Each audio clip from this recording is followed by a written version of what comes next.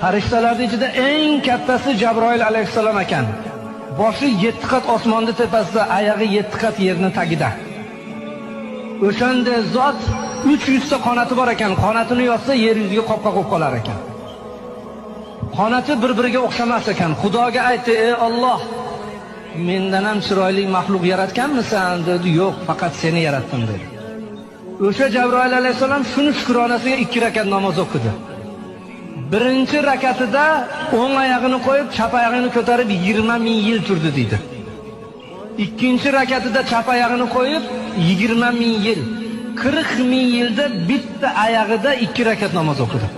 40 ming yil ketdi.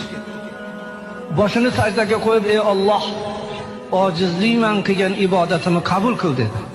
Xudo aytdi: "Ey Jabroil, rost ibodat qilding, seni ibodatingni qabul qildim.